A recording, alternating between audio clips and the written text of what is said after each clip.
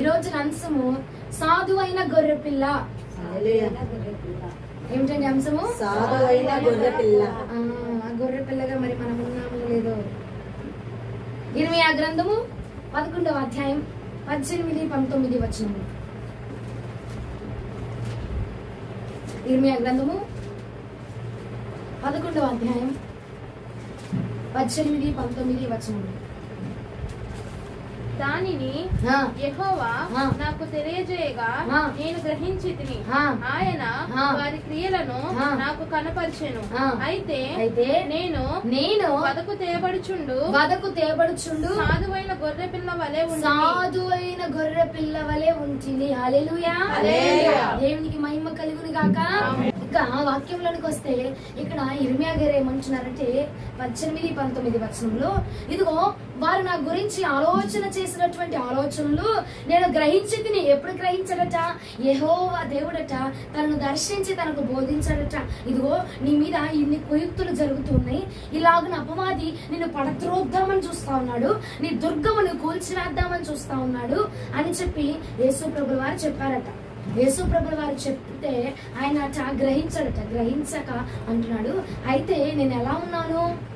సాధువైనటువంటి గొర్రె పిల్లవలే ఉన్నా, వదకు సిద్ధమైనటువంటి గొర్రె పిల్లవలే. మాకింద చదువు. మనము చెట్టును దాని ఫలమును నశింపజేయుదుము. చెట్టును దాని ఫలాన్ని నశింపజేద్దాం రారా. వాని పేరు జ్ఞాపకం భూమి మీద జ్ఞాపకం చేయకపోయినట్లుగా బ్రతుకు వారిలో ఉండకుండా వారిని నిర్మూలము చేయుదుము. నిర్మూలం చేద్దాం రండ్రా. వారు నా మీద చేసిన దురాలోచనలను నేను ఎరుగకై ఉంటిని. దేవునికి మహిమ కలుగును గాక. ఇర్మియా గారు అంటున్నారు, యెహోవా దేవుడట బయలుపరచకబడక మునుపంతటి ఏమనుకున్నాడంటే, వీరు సాధువైనటువంటి జనాంగము, వీరు మంచివారు, వీరు నాకు మేలు చేసేటువంటి జనాంగము అనుకున్నాడట. కానీ యెహోవా దేవుడట ఒకానొక రోజున దర్శించి ఇదిగో ఇలాగ చెప్తున్నారట, ఇదిగో నిన్ను భూమి మీద లేకుండా చేయాలని చూస్తున్నారు ఇర్మియా. ఇదిగో నువ్వు ఎప్పుడైతే దేవుని యొక్క నామాన్ని ఉచ్చరింప సఖ్యముగాని మూలుగులతోటి నువ్వు స్తుతిస్తున్నావో, ఈ భూమి మీద బ్రతుకు వారందరిలోంచి నిన్ను నిర్మూలన చేయాలని చూస్తా ఉన్నారు. నీ ఎంత దురాలోచన కలిగి ఉన్నారు, నేను నశింప చేయాలని చూస్తా ఉన్నారు. అసలు నువ్వు వాళ్ళ జ్ఞాపకాల్లో కూడా ఉండకూడదు అని చేస్తున్నారు ఇర్మియా అన్న వార్త, అన్న నోటి మాట ఎవరి ద్వారా తెలుసుకున్నారట? యెహోవా దేవుడు వచ్చి బయలుపరచాడట ఇర్మియాకి. బయలుపరిస్తే ఇర్మియా అంటాడు, అయితే నేను తెలిసినది నేను గ్రహించినాను, కానీ నేను ఇప్పుడు ఎలా ఉన్నానంటే వదకు తేబడినటువంటి సాధువైన గొర్రె పిల్లవలే ఉన్నాను. సాధువైనటువంటి గొర్రె పిల్లవలే ఉన్నాను. ఇంకొక గ్రంథంలో ఏమై ఉంటుందంటే, సాధువు అన్న మాటకి అమాయకమైన హాని జరిగించినటువంటి జగడము ఆడనటువంటి గొర్రె పిల్లవలే నేను ఉన్నాను, దూషించినటువంటి గొర్రె పిల్లవలే నేను ఉన్నాను అని చెప్పి రాయబడుచున్నది. ఇర్మియా గారు అంటున్నారు, అదే నేను సాధువైనటువంటి గొర్రె ఉన్నానయ్యా. నా మీదకి కత్తి దూయాలని చూసినా సరే, నన్ను అవమానించాలని చూసినా సరే, నన్ను నేను చెయ్యని నేరములకు నన్ను మాటలు అనడానికి వారు యత్నించినా సరే, నేను ఎలా ఉన్నానంటే సాధువైనటువంటి గొర్రెపిల్లగా ఉన్నా. ఎందుకంటే నా యొక్క దేవుడు రాయి ఉన్నాడు కదా, ఆయన చేతులకు నేను అప్పచెప్తున్నా. మనం కూడా ఇదే చెప్తామండి. నీ మీద ఎవడైనా నీకు వ్యతిరేకంగా మాట్లాడినా ఏం చెప్పిందంటే ఆ అమ్మ, ఇదిగో నేనేం చేయను, నా దేవుడికి నేను అప్పచెప్పా, నా దేవుడే చూసుకుంటాడు. ఈమె పుయ్యాల్సిన కారం అంతా పూసేస్తుంది, ముందు ఈమె వేయాల్సిన మంత్రం అంతా వేసేస్తుంది, ఇక ఈమె జపించాల్సిన స్తోత్రాలన్నీ జపించేస్తుంది, ఇక అయిపోతుంది అక్కడ. ఈమె జపమాలు అయిపోయినాక అంటది అప్పుడు, ఇప్పుడు దేవుడి చేతిలో పెట్టేసి ఆయన చూసుకుంటాడులే, ఆయన బిడ్డలను అంటూ ఉంటూ ఊరుకుంటాడా? నీ జపమాలు అయిపోయింది అక్కడ, నీ తిట్లు దండకం అయిపోయింది, నీ జపమాలంతా అయిపోయిందిగా. అయిపోయినాక అంటది ఏమని? దేవుడే చూసుకుంటున్నాడు, దేవుడి చేతులకు అప్పు చెప్తున్నానని. కానీ ఈ ఉదయకాలం ముందు నీకు జ్ఞాపకం చేస్తున్నా, ఇర్మియా భక్తులు నేను జ్ఞాపకం చేస్తున్నాను. ఇదిగో తనట భూమి మీద ఉంచకుండా చేయాలని చూసారట, ఇంకా నిర్మూలము చేయాలని చూసారట, ఇంకా బ్రతుకు వాడిలో కూడా వాడి జ్ఞాపకం ఉండకూడదని చూసారట. అసలు బ్రతుకు వాడిలో లెక్కే ఉండకూడదు, అసలు వాడి గురించి ఎవడు తలంచుకోకూడదు, అసలు జ్ఞాపకాల్లో కూడా ఉండకూడదు అనే విధముగా ఇర్మియా గురించి వారు మాట్లాడుకుంటున్నారట. అయితే ఆ మాటలు ఇర్మియాకి తెలిసినాయి, దేవుడికి బయలుపరిచాడు, తెలిసింది. అదేనండి మన గురించి ఇంకొకటి ఏమైనా మాట్లాడుకుంటున్నాడు అని తెలిసారనుకో ఏమైపోద్ది, మనకు మరిగిపోద్దిక, ఎవరులై పారిపోతుంది, ఇక ఎత్తుతారిక. ఎరులై పారేని నా గుండెలోనా ఏమండి ఏరులై పారిపోతూ ఉంటది. ఏరు లేక ప్రవహించండి ముడుకు రక్తం అమ్మా, ఉడికేస్తుంది ఉడకబెట్టుక, ఉడికే రక్తం పట్టది. ఆ ఉడుకు రక్తం వేసుకొని వెళ్ళిపోయి ఆ జుట్టు పేక ఈ జుట్టు పేక, ఈ జుట్టు ఆమె పట్టుకో ఆ జుట్టు ఏం పట్టుకో, ఇక అనేస్తుంది. ఇక జపమాల దండకం అంతా చదివేస్తుంది. ఇక అసలు ఆ దండకం బట్టి దేవుడికి మహిమ కలుగుతుంది కాక అంత బాల నుంచి ఇంత బాల ఎట్లా గుర్తుంది నాకు అర్థం కాదండి. అదే కీర్తన 116 కీర్తన 6వ వచనం ఏమో చెప్పమాట అసలు గుర్తే లేదు. మరి జపమాల ఎట్లా గుర్తుంది, దండకం ఎట్లా గుర్తుంది నీకు? తిట్లు దండకం, జపమాలంటే ఆ జపమాలు కాదు లేదు. నువ్వు తిడుతున్నావుగా ఆ జపమాల ఎట్లా గుర్తుంటుందా నీకు? ఉదయకాలం ముందు జ్ఞాపకం చేసుకో. అలాంటి మనస్సు నీకు ఉందేమో, కానీ నా ప్రభువు నీ నుంచి ఏం కోరుకుంటున్నాడు తెలిసిన? సాధువైనటువంటి గొర్రె పిల్లవలి నువ్వు ఉండాలి. ఎందుకంటే నువ్వు ఆయన బిడ్డగా, ఆయన కుమార్తెగా, ఆయన రక్తము చేత వధించబడిన, ఆయన రక్తము చేత కడగబడి ఉన్నావు. కాబట్టి నా యేసుక్రీస్తు ప్రభుల వారు కూడా అండి ఆయన వధించుచున్నప్పుడు ఎదుటివాడి మీద తీర్పరిగా నిలబడలేదు, ఎదుటివాడిని దూషించేవాడిగా నిలబడలేదు, ఎదుటివాడి మీదకి కత్తి దూయాలని ఆయన నిలవబడలేదు. కానండి ఇదిగో నెమ్మది కలిగిన సాధువైనటువంటి గొర్రె పిల్లగా ఆయన నిలవబడి ఇదిగో నా తండ్రి చిత్తానుసారంగా సమస్తము జరుగునుగాక పలికి ఇంకో తండ్రి యొక్క మాటలు, తండ్రి చిత్తాన్ని నెరవేర్చడానికి ఆ యొక్క శిలువ మీద బలియాగమైపోయాడు నా యేసు ప్రభువు. హల్లెలూయా. నిన్ను నీ ఇంటి రకం 2 ఇంటి ముందు అవ్వాలి, నీతో నీ పక్కన కూర్చున్నావే, నీ మందిరం నీతో పాటు కూర్చున్నావే, ఒక మాట అంది ఇలా అన్నది అంటే నీ మనసు నందు కుళ్ళిపై కృషించిపోయి నీ చచ్చిపోయినా, మనం చచ్చిపోయినండి ఆ ఎముకలు చచ్చిపోయినా సరే ఆ మాట మాత్రం లోపల కృషింపజేస్తా ఉంటదట. ఇదేంటో నాకు అర్థం కాదు. మనిషి చచ్చిపోయాడు, మనిషి చచ్చిపోయినప్పుడు ఆలోచన కూడా చచ్చిపోవాలిగా, అది చావదట, అది చావదు. ఇదిగో ఒక దాసుడు, ఒక దైవజనుడు అన్నాడు, నా మందిరం కాలిపోయిందిలే కానీ నా దర్శనం కాలిపోలేదు అన్నాడట. ఏమేమంటది? నేను చచ్చాను కానీ నన్ను అన్నమాట ఎట్ట కాలిపోద్ది? అది నా దర్శనం కదా, దాన్ని వెళ్ళి పొడవద్దు, దాని నుండి మూత పొడవాలా, ముఖ్య పొడవాలా, ఈ పే గొద్దాలా, అదే కదా నా దర్శనం. అదెట్ట పోయిద్ది? నేను చచ్చిపోయిన పర్వాలా, నా దర్శనం చచ్చిపోకూడదమ్మా. ఇట్లాంటి మాటలు మాట్లాడుతూ ఉంటారు, అవునా కాదా? మీకు కనిపించారు లేదు కానీ నాకు కనిపించారు. ఒక పక్కన తిట్లు దండకం జపమాలంతా చదివేక వ్యాపారం నుంచి ఇవ్వాలి దాకా ఇటు వచ్చి అంటది, నా ప్రభువే వారిని చూచుకొను గాక, నా ప్రభువే న్యాయము తీర్చును గాక. నేనేం చేయలేనమ్మా, ఇంకా అమ్మా పాస్టర్ గారు నేను ఇంకేం చేయలేను, దేవుడి చేతిలోకి అప్పు చెప్పేసా, ఇక దేవుడే చూసుకుంటాడు, అయిపోయింది కదా నీ బాధ్యత.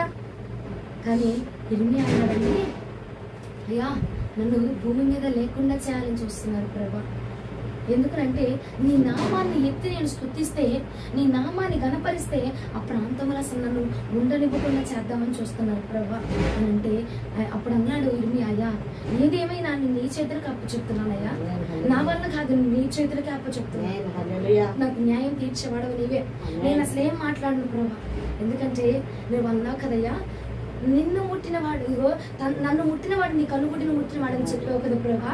అయ్యా నన్ను ముట్టారు ప్రభా, అయ్యా నన్ను బాధిస్తున్నారు ప్రభా, అయ్యా నా హృదయం ఆవేదన చెందుతుంది ప్రభా, అయ్యా నేను చేయని తప్పుకు కూడా మీరు ఆరోపణ నా మీద వేస్తున్నారు ప్రభా.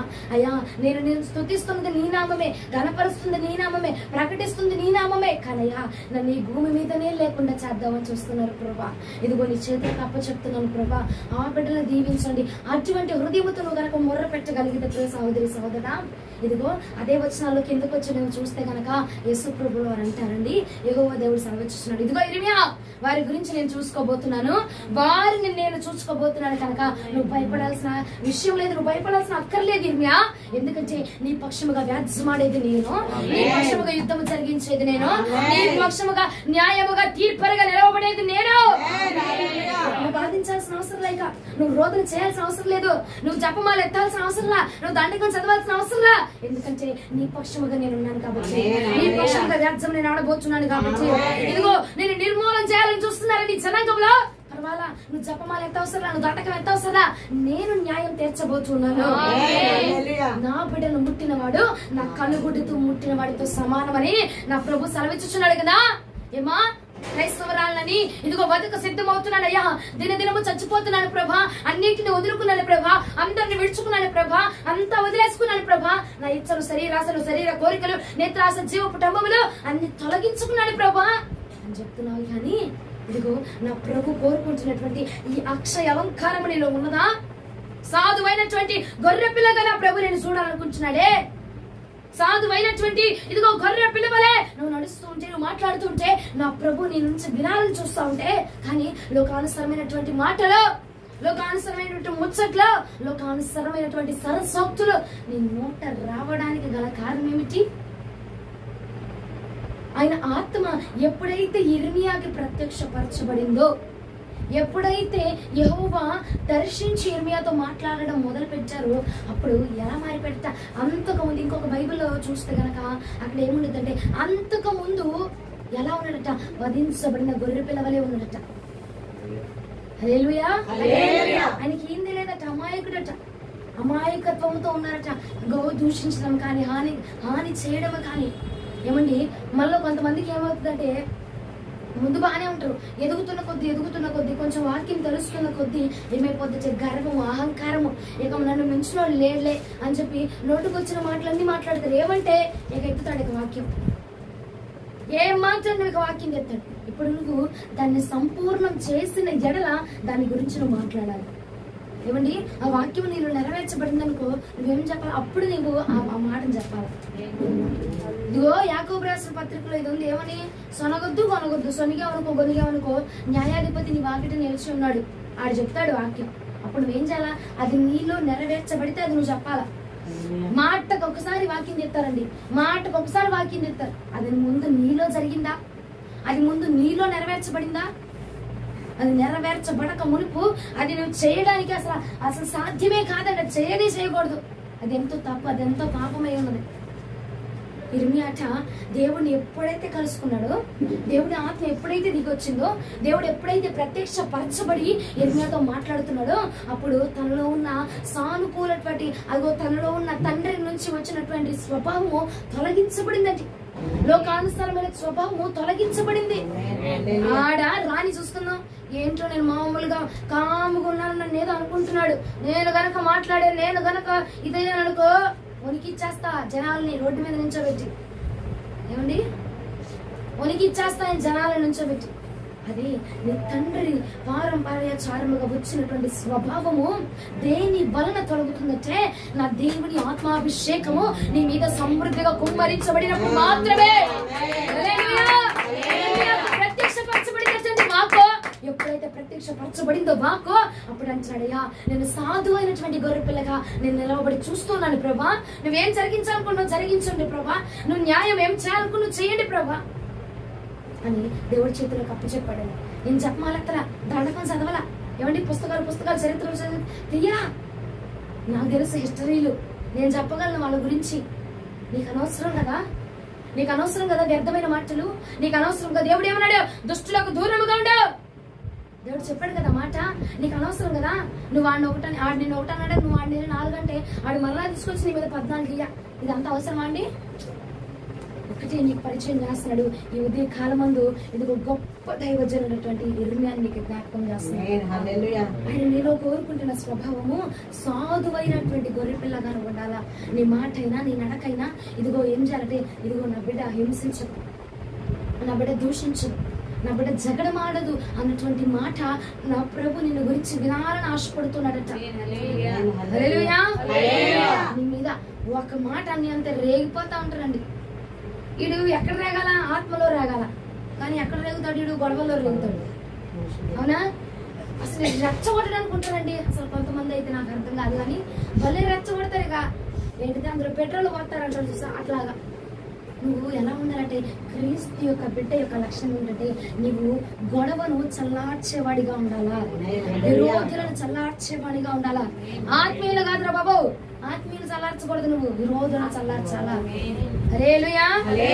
ఒకసారి రండి, 1 పేతురుకు రాసిన పత్రిక 3వ అధ్యాయం 4వ వచనం. 1 పేతురుకు రాసిన పత్రిక 3వ అధ్యాయం 4వ వచనం.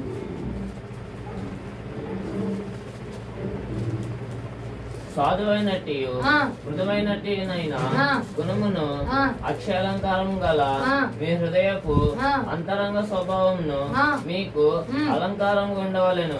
అది దేవుని దృష్టికి మిగుల విలువ గలది. హల్లెలూయా. వెళ్ళి అది నిన్ను 2 గంటలు వెళ్ళి 4 గంటలు అదే దేవుడికి విలువ కలిగింది అంటాడా? సాధువైనట్టు మృదువైనట్టు అక్షయాలంకారం. అది క్షయమైనది కాదు, అక్షయమైనది. అంటే నీ నుంచి తొలగిపోనిది. నీకు అదొక అలంకరణగా ఉండిపోవాలి. సాధువైనట్టు, మృదువైనట్టు. ఆ యొక్క అలంకరణ నీకు ఎలా ఉండాలండి? వేసుకొని తీసేటువంటి బంగారపు గొలుసులా ఉండకూడదు. ఏమండి, పిచ్చిదైన వాళ్ళ జీవిత కాలం నీ మెల్ల ఉండి చూసావా, అట్లాంటి వస్తువుగా, అట్లాంటి అలంకరణగా ఉండాలట. తొలగిపోకూడదట. ఎందుకంటే అది నీ విలువను పెంచబోతుంది. శాశ్వతమైన అలంకరణగా ఉండాలా. శాశ్వతమైన సాధువైనట్టు, మృదువైనట్టు, అక్షయాలంకరం. అది క్షయమైపోదిగా, అది శాశ్వతముగా నీ మీద ఉండబోతుంది. శాశ్వతముగా అది నువ్వు ధరించుకోవాల్సిన అలంకరణ అది. అయ్యా, నీ కోసం నేను ఎలా ఉండాలి ప్రభా అని అడుగుతున్నావు కదా. ఇదిగో నా ప్రభు కోరుకుంటున్న అలంకరణ ఇదే. నువ్వేదో భాషను మాట్లాడి, అన్య భాషను మాట్లాడి, లేదంటే నువ్వు చేయగానే, నువ్వు టచ్ అనగానే దయ్యాలు వదిలిపెట్టి, ఇది కాదు నేను నుంచి కోరుకుంటుంది నా ప్రభు. సాధువైనట్టు గొర్రె పిల్ల బట్టి నా ప్రభు నేను నుంచి కోరుకుంటున్నాను. ఈ లక్షణం నీలో నా ప్రభు కనపడాలట. ఎందుకంటే ఈ అలంకరణ కలిగిన వాడు మాత్రమే విలువను పొందుకోబోతున్నాడు. ఇదే దేవుడు నీకు ఇచ్చేటువంటి విలువట. కానీ ఇది ఎలా ఉండాలా? తీసి పారేసుకునేటువంటి కాదు, శాశ్వతముగా నీ మీద ఉండాలి. శాశ్వతమైన అలంకరణగా ఉండాలా. అక్షయమైన అలంకరణ. మరలా ఒకసారి చదువున్న మాట. సాధువైనట్టు మృదువైనట్టునైనా గుణమును అక్షయాలంకారము కలిగిన నీ హృదయమును అంతరంగ స్వభావమును మీకు అలంకారంగా ఉండవాలను. మీకు అలంకారంగా ఉండాలట. చాలు. ఏమంటున్నాడు? నీ హృదయానికి అది అలంకరణగా ఉండాలా. నీ హృదయానికి, నీ చర్మానికి కాదు, నీ యొక్క కళ్ళకు కాదు, నీ ముక్కు కాదు, నీ హృదయానికి, నీ అంతరంగమునకు. రాత్రి ఏం చెప్పాము? లోపల ఏదుందో బయటికి అదే ప్రత్యుత్తరం, బయటికి అదే కనపరచబడతాం. అందుకే ఆయన అంటున్నాడు, నీ లోపల నీ అంతరంగము సాధువైనట్టు గుణము కలిగిందై ఉండాలా. సాధువులే. ఇదిగో హింసించే, దూషించే, తోలనాడి మాట్లాడేటువంటి హృదయం కాదు నీదే. సాధువైనటువంటి గొర్రె పిల్లవలే ఉండాలా. నిన్ను నిర్మూలన చేస్తా అంటున్నాడు, అయినా పర్వాలా. నీకు హాని చేద్దాం అనుకుంటున్నాడు, అయినా పర్వాలా. నిన్ను అనేకమైన బాధలు పెట్టి నిన్ను హింసిస్తా ఉన్నారా? మాంత్రిక శక్తులు చేసి, చేతబడి చేసి, చిల్లంగ చేసి నిన్ను హింసిస్తా ఉన్నారా? అయినా పర్వాలా. సాధువైనటువంటి గొర్రె పిల్లగా నువ్వు నడుచుకో. నా ప్రభు నీకు తీర్పరిగా రాబోతుంది. నువ్వు భయపడకో ఇర్మియా, నువ్వు భయపడాల్సిన అవసరం లేదు. నేను వారిని చూసుకోబోతున్నాను, వారిని నేను చూడబోతున్నాను, వారి విషయంగా, ఈ విషయంగా నేను వ్యాజ్యం ఆడబోతున్నాను. నేనున్నాను కదా ఇర్మియా, నీకు నన్ను పిలిచావు కదా, నన్ను ఆశ్రయించావు కదా, ఇక నువ్వు భయపడాల్సిన అవసరం లేదు. ఈ ఉదయకాలం ముందు నా ప్రభు నీకు ఇస్తున్న వాగ్దానం కూడా నువ్వు భయపడాల్సిన అవసరంలా. ఎప్పుడైతే సాధువైనటువంటి గుణములను కలిగి ఉన్నావు. ఏమండి, ఈ ఒక మాట అందరూ వెళ్ళి 10 మాటలు అనేటువంటి గుణం కాదు నా ప్రభు ఈ ఉదయకాలం నీకు చెప్తుంది. నీ హృదయంలోకి తగిలించుకోది. మనం పైపైన చేసుకున్నాం అనుకోండి, పైపైన పూసుకున్నాం అనుకోండి, ఇవాళ ఉంటది, రేపు పోతుంది. అది నీ అంతరంగము లోపల ఆ గుణమును నువ్వు ఏర్పాటు చేసుకుంటే అండి, మనం మరణపు అంచుల వరకు వెళ్లేంత వరకు కూడా ఆ గుణము నీకు విలువను తీసుకురాబోతుంది. ఆ గుణము నీకు విలువను తేబోతున్నదట. హల్లెలూయా, హల్లెలూయా. ఒకసారి రండి, సామెతలు 15వ అధ్యాయం 1వ వచనం. మృదువైన మాట క్రోధంను చల్లార్చును, నొప్పించు మాట కోపంను రేపును. దేవునికి మహిమ. ఏమంటున్నాడు? మృదువైన మాట ఏం చల్లార్చిద్దట? క్రోధమును చల్లార్చబోతున్నది. నీకు విరోధులు ఉన్నారా? ఇదిగో సాధువైనట్టు గుణం ఎందుకు అడుగుతున్నావు? ఎందుకు చెప్తున్నావు ప్రభా? నా మీద వాళ్ళంతా చల్లరేగిపోతుంది, నేనెందుకు ఊరుకోవాలి ప్రభా? నాలో రక్తం లేదా? నాలో ఆ రక్తం మరిగించబట్లేదా? వాడేనా? నా కాళ్ళలో నెత్తురు లేదా? నా ఒంట్లో నెత్తురు లేదా? నన్ను చల్లగొండమంటావేంటి ప్రభా? నన్ను చల్లార్చమంటావేంటి? నన్ను తగ్గుండమంటావేంటి ప్రభా? నేను నీ బిడ్డనయ్యా, నేను నీ బిడ్డనయ్యా, నేనెందుకు చల్లగుండాలా, నేనెందుకు కారిపోవాలా అంటా ఉంటారు. ఏమండి, అది కాదు నీ లక్షణం. అయ్యా నువ్వు చెప్పావు కదా, నేను నెమ్మదిగా ఉంటాను, ఎందుకంటే నా పక్షంలో నువ్వు యుద్ధం చేస్తావు, నా పక్షంలో యుద్ధం చేయబోతున్నావు ప్రభా. హల్లెలూయా. ఇది ఇట్టండు, నేను నీ బిడ్డనయ్యా, నీ రక్తమయ్యా, అదే రావదూరం బలలో పాల్గొన్నా, వారానికోసారి నెలకోసారి బలలో పాల్గొన్న నీ రక్తం నాలో మరుగుతుందయ్యా. ఆడి దగ్గర నేనెందుకయ్యా తగ్గాలా? ఆడి దగ్గర నా బాధ నేనెందుకయ్యా ఆడికి తలంచాలా? దేవుడు అన్నాడు, తగ్గించబడిన వాడు హెచ్చించబడబోతున్నాడు. తగ్గించబడడానికి నువ్వు ఇష్టపూర్వకంగా ఉండు. తగ్గించబడడానికి చూడు, ఏ పర్వాలా మహా అంటే ఆ క్షణమందును వాడి ముందు తగ్గించబడబోతున్నావేమో, కానీ నా ప్రభువుని అడిగి నేను శాశ్వతంగా నీ తలపై ఆయన శాశ్వతంగా నీ తలలో పైకి లేవనెత్తగలడండి. ఎప్పుడైతే నువ్వు తగ్గించబడి ఉంటావో. నీ రక్తం ఎక్కడ మరగాల? దేవుని నామాన్ని అవమానించబడుతుంటే, దేవుడి నామానికి అవహేళన జరుగుతుంటే, దేవుడి నామాన్ని దూషించుతూ అక్కడ మరగా. వీడికి అక్కడ మరగదు. మన ఎందుకు వచ్చింది వాడు వాడిని ఒకటన్నా నా మీద రెండు. దేవుడు అన్నాడుగా కాము కూర్చొని అన్నాడు. వీడు ఎక్కడ అంటాడు, ఈ నెల నన్ను ట్రైన్లో సీటు దొరకపోతే ఉంటదండి గోల. నాకు ఆదివారం ఆదివారం భలే చూస్తాను నేను. సీటు దొరకపోతే ఉంటది అసలు రచ్చ భలేగా ఉంటదిలే. ఆమె చుట్టూ ఈడు బేక, ఈడు చుట్టూ ఆమె బేక, సంచులు బీగుతారు, అవి బీగుతారు, అసలు భలేగా ఉంటదిలేండి. నా పేరు ఏమని అర్థం కాదు. దేవుడిని అవమానించినప్పుడు ఏమో మనకెందుకు వచ్చింది లేదు గొడవ. దేవుడు ఏం చెప్పాడు? శాంతులుగా ఉండమన్నాడు, శాంతమూర్తులుగా ఉండమన్నాడు అంటాడు. ఇక సీట్లు దొరకవు, డబ్బులు దొరకవు, టికెట్లు దొరకవు. ఇంకేంటిది? నీటి కొల. ఇది హిస్టరీ అసలు భలే ఉంటుంది. హిస్టారికల్ అసలు గొడవలు ఇవేంటి? నీళ్ళ కొలాయిల దగ్గర నా బిందె నిండులో నేను ముందేసా, నువ్వు ముందేసావు, నేను ఎనకేసా, నువ్వు ముందేసావు. పట్టు నీ చుట్టూ నువ్వు బట్ట, నేను చుట్టూ నేను బట్ట.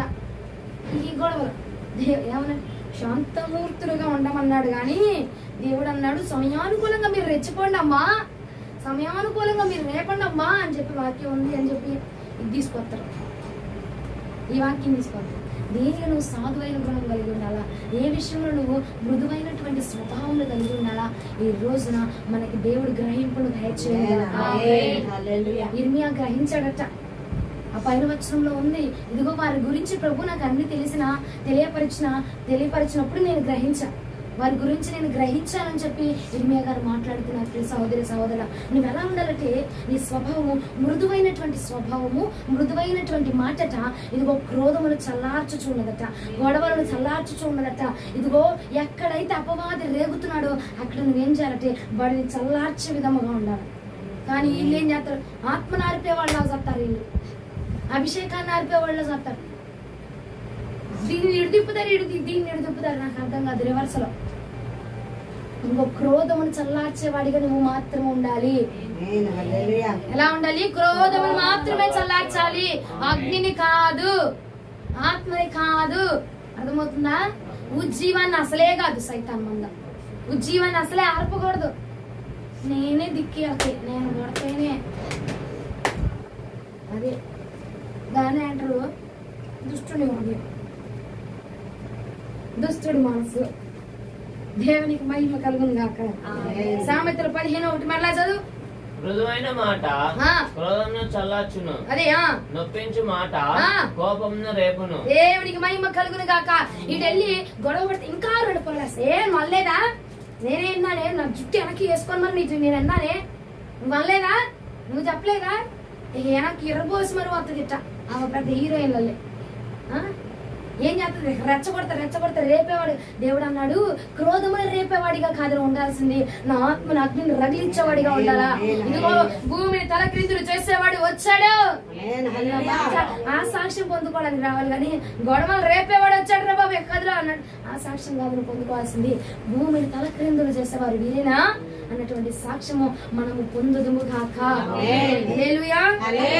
నీవు రేపాలండి, ఎక్కడ రగల్చాలా, ఎక్కడ చల్లార్చాలా అన్న జ్ఞానము, ఆ విజ్ఞానము, ఆ గ్రహింపు ఎవరి మార్గం దయచేస్తారంటే అభిషేకము కలిగిన ఆ ఆత్మ మాత్రమే. సరే అందరం బానే ఉన్నాం, ఆత్మ అందరి మీదకి నీకు వస్తుంది. మరి సాధువైనటువంటి స్వభావం మనకి ఎందుకు రావట్లేదంటే ఆత్మ దిగి రావడం మ్యాటర్ కాదు, ఆత్మ మన లోపల ఉంటేనే ఆ లక్ష్యం మనం గ్రహించగలుగుతాము. ఎన్ని తెచ్చినా పర్వాలేదు, నా ప్రభు చూసుకోబోతున్నాడు, ఆయన న్యాయము తీర్చబోతున్నాడు అన్నటువంటి స్వభావం నీకుంటే గనక ఏం జరిగిద్దో నేను చెప్పబోతూ ఉన్నాను. ఒకటి, ఈ అలంకరణ మనకి కొద్ది రోజులు ఉండాలా? ఈ రోజు బల తీసుకునే వాటికా, ఈ డిసెంబర్ మాసం వరకా, క్రిస్మస్ కేక్ కోసేటప్పటి వరకా శాశ్వతమైన అలంకారము. అందుకే అక్కడ అన్నాడు అక్షయాలంకరముగా ఉండాలా. అంటే అక్షయం ఏంటంటే క్షయము లేనిక, తొలగిపోకూడదు నీ దగ్గర నుంచి అన్నాడు కూడా. జీవిత కాలము జీవిత కాలం వల్ల ప్రతి దినము ప్రతి గడియ కూడా ఈ అలంకరణ మనము కలిగి ఉందుముగాక. 2వ తిమోతికి రాసిన పత్రిక 2వ అధ్యాయం 26వ వచనం. 2వ తిమోతికి రాసిన పత్రిక 2వ అధ్యాయము 26వ వచనం. సత్య విషయమైన అనుభవ జ్ఞానము వారికి కలుగుటకై దేవుడు ఒకవేళ ఎదురాడు వారికి మారు మనసు దయచేయును. అందువలన సాతాను తన ఇష్టం చొప్పున చేపట్టిన వీరు వారి ఇళ్లలో నుండి తప్పించుకొని మేల్కొనుదురేమో అని ప్రభు యొక్క దాసుడు అట్టి వారిని సాత్వికముతో శిక్షించుచు జగడమాడక అందరి ఎడల సాధువుగాను బోధింప సమర్థుడుగాను కీడును సహించువాడుగాను ఉండవలెను. దేవునికి మహిమ కలుగును గాక. ఎలా ఉండాలట? జగడమాడని వాణిగా. ఎక్కడుంది సాధువు అన్నావు, ఎక్కడుంది అంటారుగా. సాధువైనట్టి గుణం అంటే జగడములు ఆడని వాణిగా నువ్వు ఉండాలి. ఇంకొకటి ముందు చెప్పుకున్నాం ఏమాట? కోపమును చల్లార్చేవాడిగా ఉండాలి.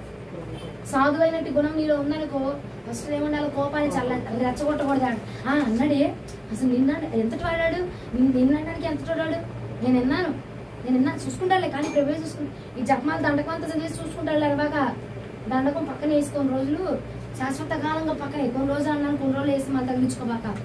శాశ్వత కాలంగా నీ జపమాల పక్కన వేసి ప్రభు చేతికి నువ్వు అప్పచెప్పావనుకో, అప్పుడు చూసుకుంటాడండి ఆయన.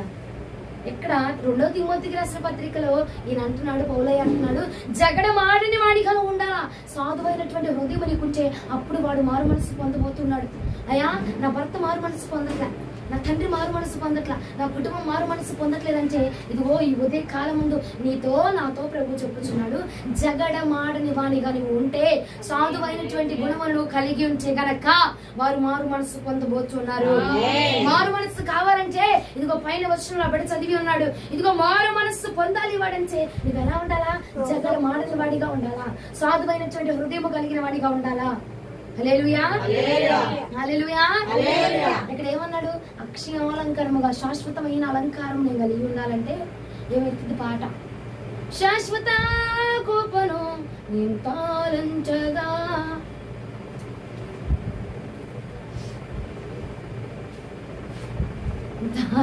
తాళంచద్దు, తాళాలేదు, కానీ ఇక్కడ శాశ్వతంగా నువ్వు అలంకరించుకోవాల్సిన అలంకరణ ఏంటి? ఈ రోజు నుంచి సాధువైనటువంటి అలంకరణ. నువ్వు కొడవలు రేపేవాడిగా ఉందువుగాక.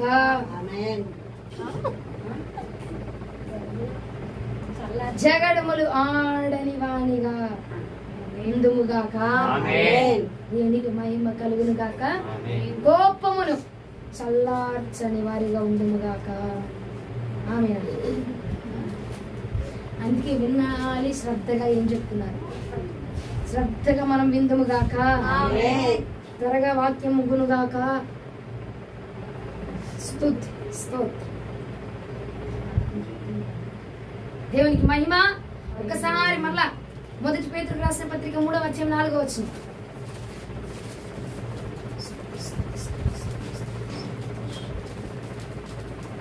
సాధువైనట్టి మృదువైనట్టి గుణమును అక్షయ అలంకారము గల మీ హృదయపు అంతరంగ స్వభావము మీకు అలంకారముగా ఉండవలెను. మీకు అలంకారముగా ఉండాలట. జీవిత కాలం వల్ల ఈ అలంకరణ మనము కొనసాగించబడాలండి. ఈ అలంకరణ నీలో ఉన్నప్పుడు మాత్రమే. కింద వచనంలో ఏముంది? కింద మరలా చదువు ఇంకోటి. దేవుని దృష్టికి విలువ గలది. మిగులు విలువ కలిగి ఎప్పుడు ఉంటామంటే మనమండి ఈ అలంకరణ మనం ధరించుకున్నప్పుడే.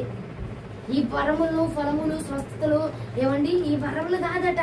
ఈ అలంకరణ నువ్వు కలిగి ఉంటే నువ్వు నా దేవుని దృష్టికి మిగుల విలువ కలిగిన దానిగా కనబడబోతున్నావు. హల్లెలూయా. మిగుల విలువ కలిగిన, మిగుల వెల కలిగిన దానివిగా మనము కనబడబోతున్నాము.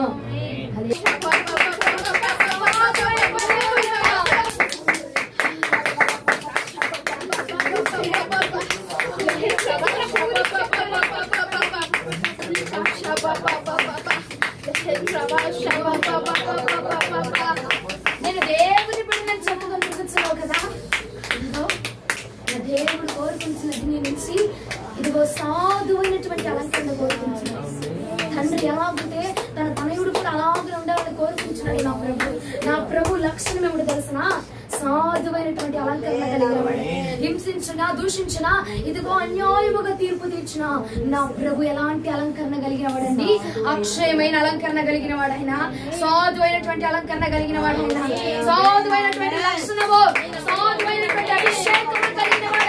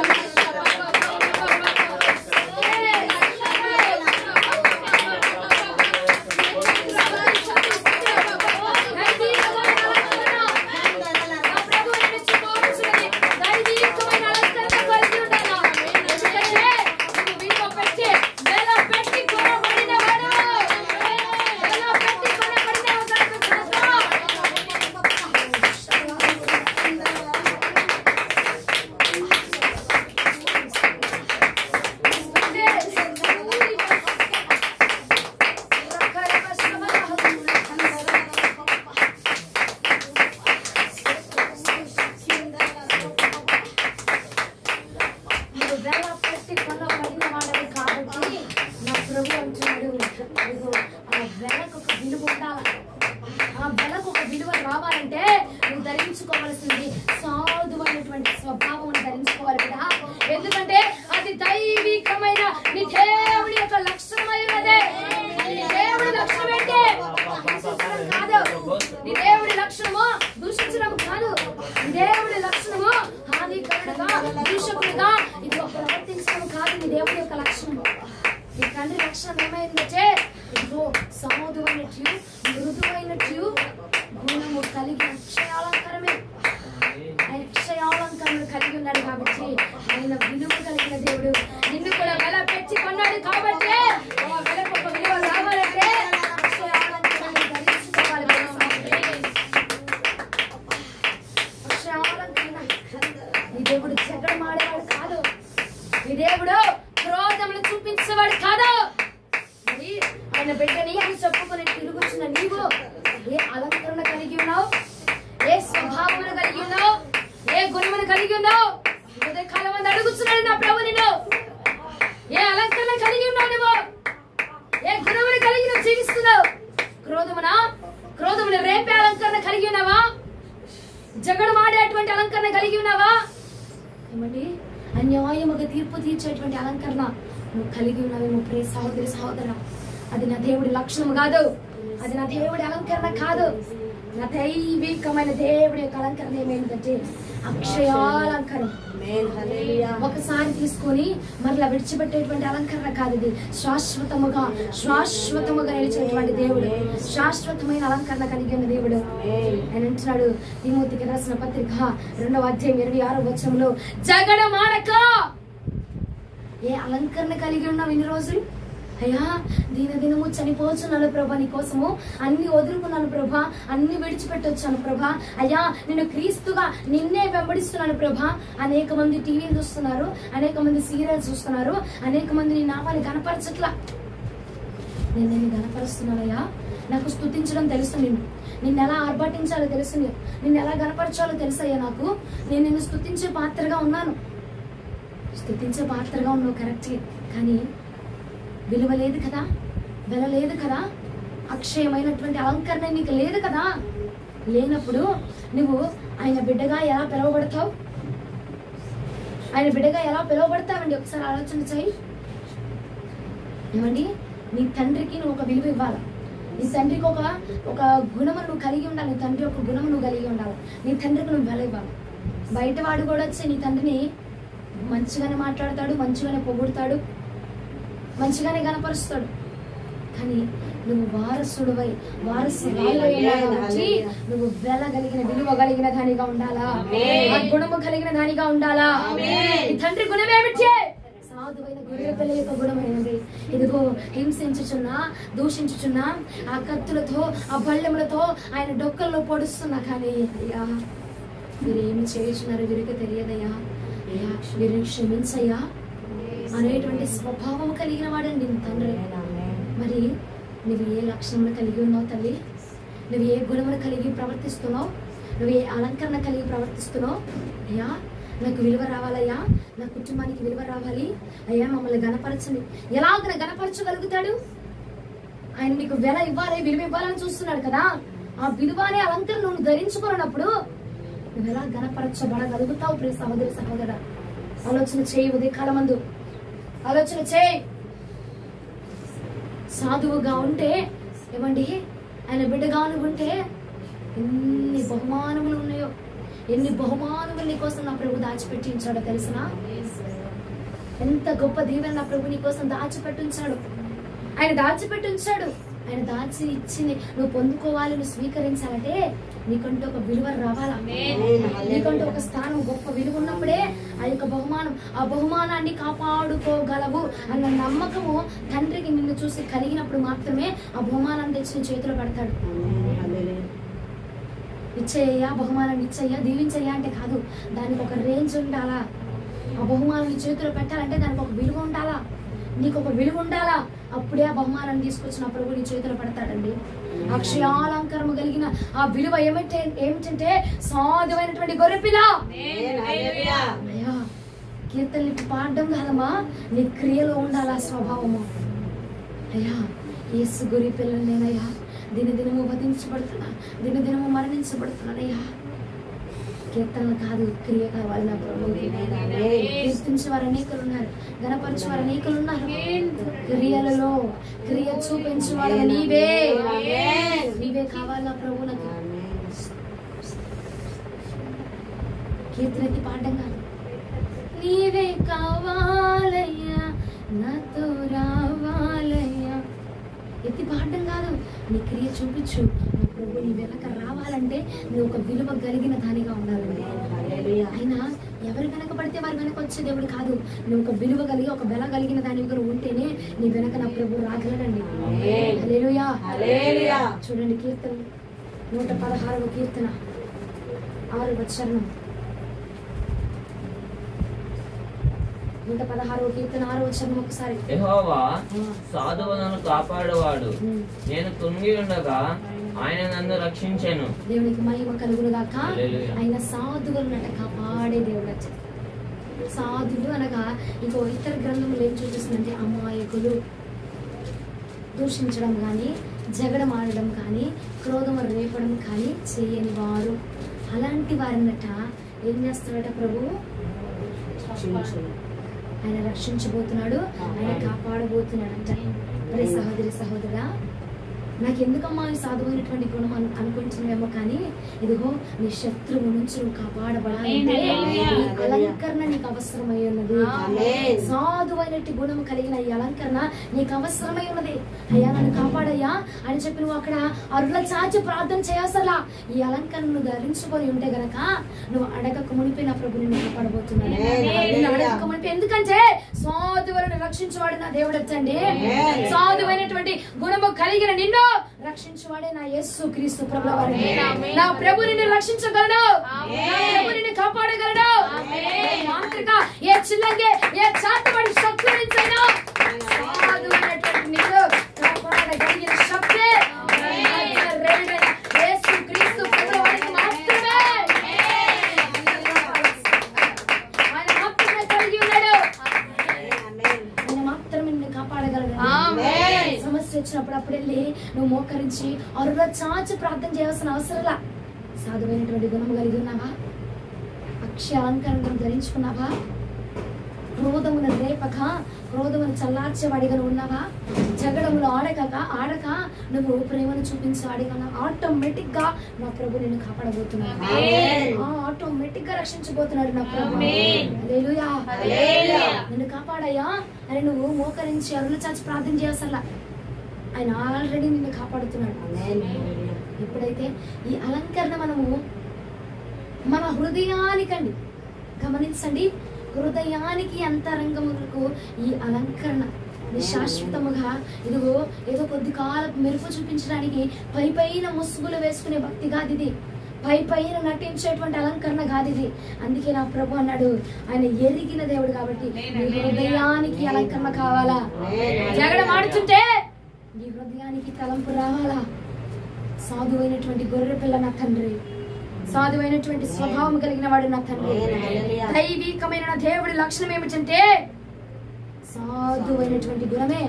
నేను ధరించుకోవాల్సింది కూడా సాధువైనటువంటి గుణమే అన్న ఆలోచన నీ మనసులో తెచ్చినప్పుడు అన్ని జగడములో ఆడక నువ్వు తప్పించబడతావు. ఈ స్వభావం నీలో పెరుగుతున్న కొద్ది కూడా నా ప్రభు నేను ఏం చేస్తాడు, కాపాడుతా ఉంటాడండి. ఏ శత్రువు నీ మీద రాకుండా నువ్వు కాపాడబడబోచున్నావు.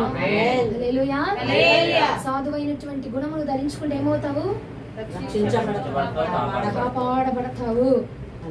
ఎవరి నుంచి, శత్రువు నుంచి, దేని నుంచి, అపజయముల నుంచి, దేని నుంచి కాపాడబడతావు, రోగముల నుంచి, బలహీనతల నుంచి, అవమానముల నుంచి, నింద నుంచి, ప్రతి దాని నుంచి నిన్ను మళ్లించాను నా ప్రభు మాత్రమే సాధ్యము. హల్లెలూయా. ఇంకొకటి చూపిస్తా చూడండి, ఆది కాండము 25వ అధ్యాయం 27వ వచనం. ఆది కాండం 25వ అధ్యాయం 27వ వచనం.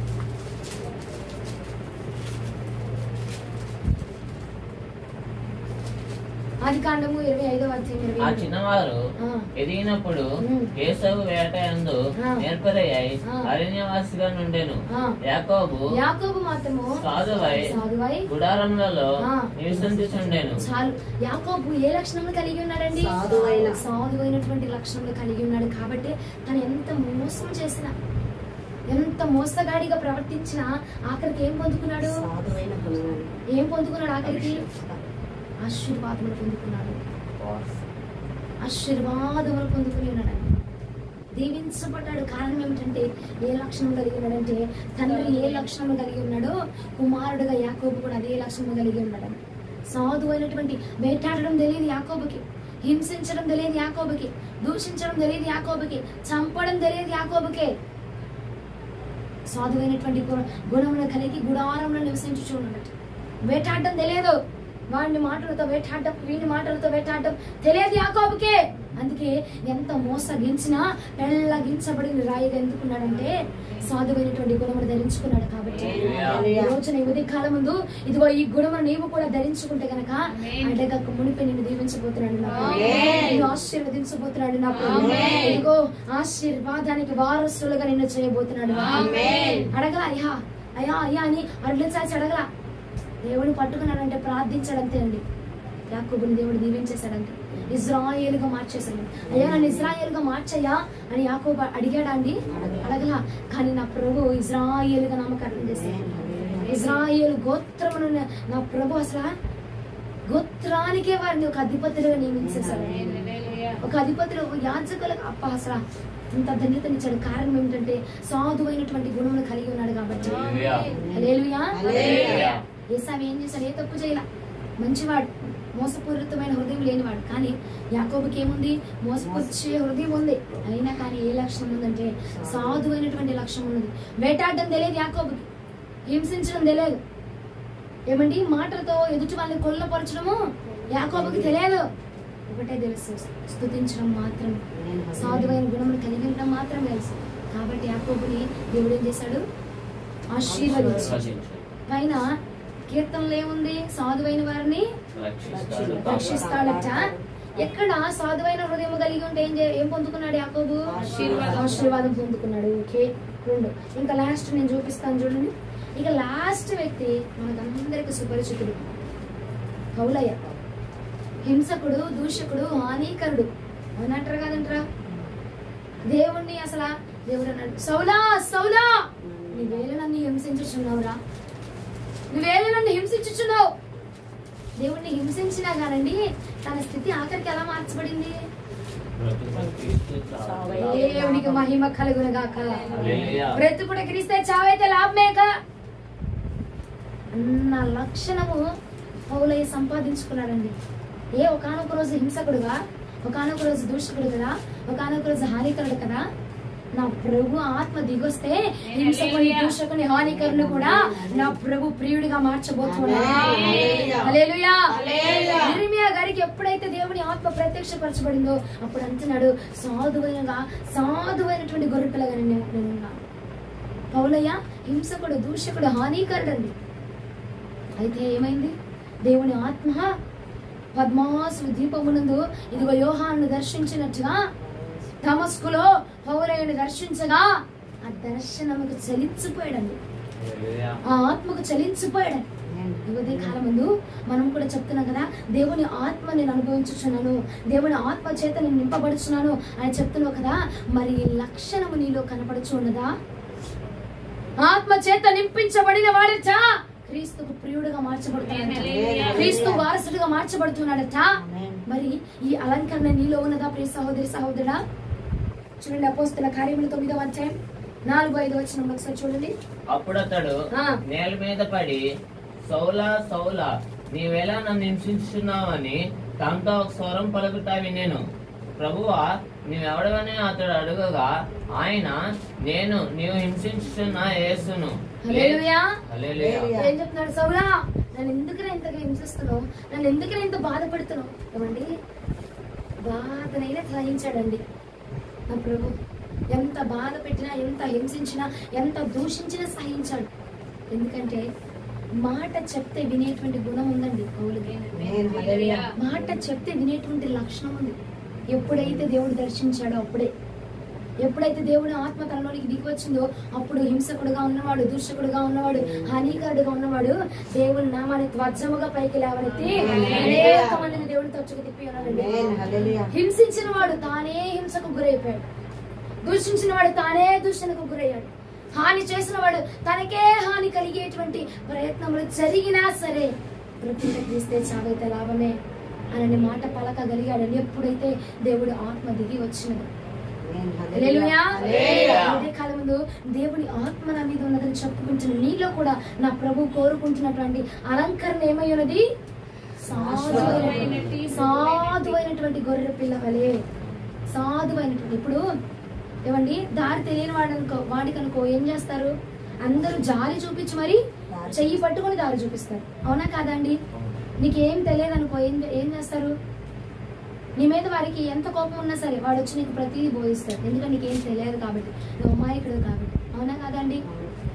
నాకు కొన్ని విషయాలు ఏం తెలియవు, అంత ఆలోచన చేయను. నా ఇంట్లో వాళ్ళు నాకేం చెప్తారు? మరి నా మీద ఎంతైనా ఉండని ఏం చెప్తారు? ప్రతిదీ ఇది ఇలా ఉంటుంది, అది అలా జరిగిద్ది, ప్రతిదీ నాకు బోధిస్తూ ఉంటారు. ఎందుకంటే నాకు తెలియదు కాబట్టి, అలాంటి వాటిలో నాకు అనుభవం లేదు కాబట్టి ఏం చెప్తా ఉంటారు? ప్రతిదీ బయలుపరుస్తూ ఉంటారు. ఇర్మియా కూడా అండి, ఎప్పుడైతే దేవుని ఆత్మ ఇర్మియా మీద ప్రత్యక్షపరచబడిందో ఏ గుణాన్ని తెలుసుకున్నాడో తెలిసిన? ప్రతి విషయము కూడా ఇర్మియాకు దేవుడు బోధించాడట. హల్లెలూయా. మాకెందుకమ్మా ఈ సాధువైనట్టు గొర్రెపిల్ల వాటి గుణం, ఆడు రెచ్చగొట్టా నేను రెచ్చిపోతా అంటే అనబాక, ఇర్మియాకి కలిగిన అద్భుతమైన వరం ఏమిటో తెలిసిన? ఎప్పుడైతే సాధువైనటువంటి గొర్రెపిల్లగా ఉన్నాడో అప్పుడు దేవుడు ఇర్మియాకి ఏం తెలియదు, ప్రతీది నేనే బోధించాలా, ప్రతీది తనకు నేను నేర్పించాలా, తన చెయ్యి పట్టుకుని నేను నడిపించాలి అని చెప్పి ఉద్దేశం కలిగి ప్రతీది ఇర్మియాకి దేవుడు నేర్పించేవాడట, ప్రతీది బోధించబడట. ఇర్మియా, నువ్వు భయపడబాక, నేనున్నా కదా, నేను నడిపిస్తా నిన్ను, నువ్వు బాధపడబాక, నేనున్నా కదా, నేను నీకు నేర్పిస్తా అని చెప్పి తన చెయ్యి పట్టుకుని దేవుడు నడిపించాడట. హల్లెలూయా. సాధువైనటువంటి గుణములు కలిగితే నీకు వచ్చేటువంటి బహుమానం మొదటి ఏంటి తెలిసిన? ప్రతి విషయాన్ని దేవుడు నీకు బోధిస్తాడు. రెండవది ఏం చెప్పుకున్నాం కీర్తనలో? సాధువైనటువంటి వారిని ఆయన రక్షించబోతున్నాడట. ఫస్ట్ నీ ప్రతిదీ నీకు తెలియపరుస్తారట, రెండవది దేవుడు నిన్ను రక్షించబోతున్నారట, మూడవది యాకోబు ఆశీర్వాదం పొందినట్టుగా నువ్వు కూడా ఆశీర్వాదం పొందబోతున్నావు. హల్లెలూయా. నాలుగవది నీ స్థితి, నీ పరిస్థితి నా ప్రభు మార్చబోతున్నాడు.